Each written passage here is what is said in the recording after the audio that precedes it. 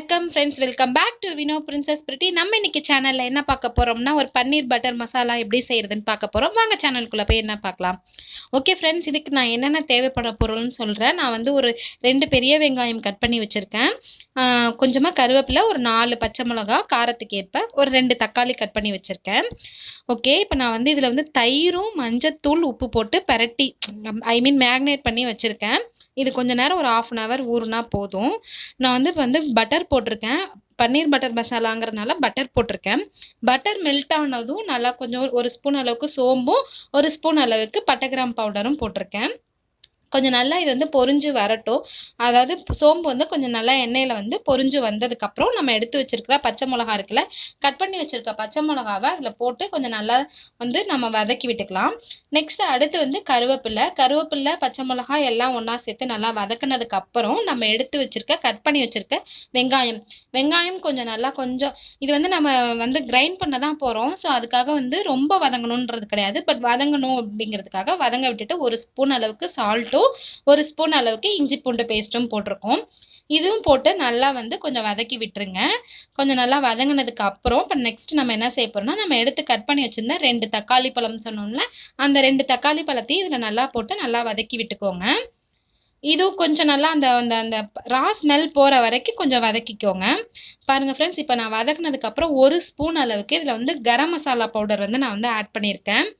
Garam masala powder போட்டால் தான் கொஞ்சம் அந்த டேஸ்ட் வந்து அந்த ஃப்ளேவர் வந்து கொஞ்சம் நல்லா எடுத்து காமிக்கும். ஸோ அதுக்காக நான் 1 ஸ்பூன் அளவுக்கு கரம் மசாலா போட்டுட்டு 1 ஸ்பூன் அளவுக்கு பிளைன் சில்லி பவுடர், 1 ஸ்பூன் அளவுக்கு மல்லி பவுடர், அப்புறம் 1 ஸ்பூன் அளவுக்கு நம்ம நார்மலாக குழம்புக்கு யூஸ் பண்ணுற மிளகாய்த்தூள், இதெல்லாம் நான் வந்து என்னுடைய ஸ்பைசஸ்க்கு ஏற்ற அளவுக்கு நான் வந்து போட்டிருக்கேன்.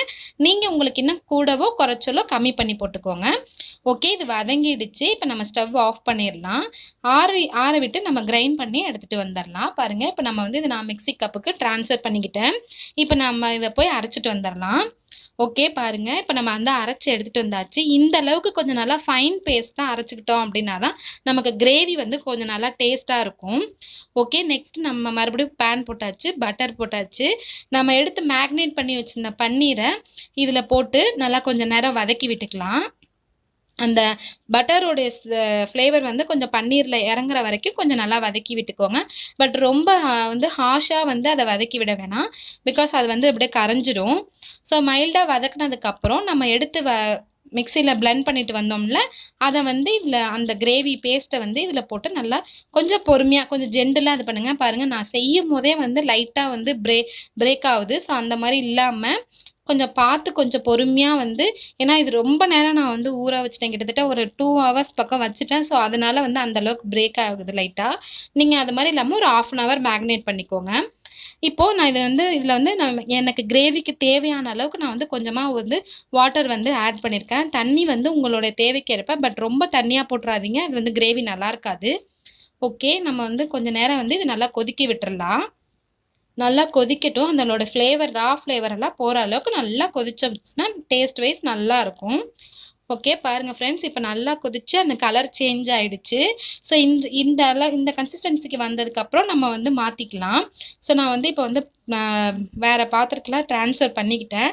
இந்த அளவுக்கு வந்து நல்லா வந்து கலர் சேஞ்ச் ஆகி ஒரு ரெட் கலருக்கு வந்தால் தான் நம்மளோட கிரேவி நல்லாயிருக்கும். ஸோ இதில் வந்து நான் எக்ஸ்ட்ரா என்ன செய்ய போகிறேன் அப்படின்னு சொல்லிட்டு பார்த்தீங்க அப்படின்னா, நான் வந்து ஃப்ரெஷ் க்ரீம் வச்சுருந்தேன். க்ரீம் வந்து நான் ஆட் பண்ணியிருக்கேன்.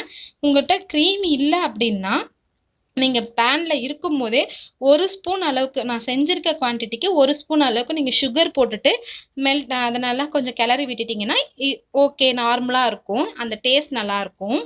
ஓகே ஃப்ரெண்ட்ஸ், அவ்வளோதான், நம்மளோட பன்னீர் பட்டர் மசாலா முடிஞ்சிருச்சு. நீங்களும் அதை ட்ரை பண்ணி பார்த்துட்டு உங்களோட ஃபீட்பேக்கை மறக்காமல் நம்ம கமெண்ட் செக்ஷனில் தெரியப்படுத்துங்க.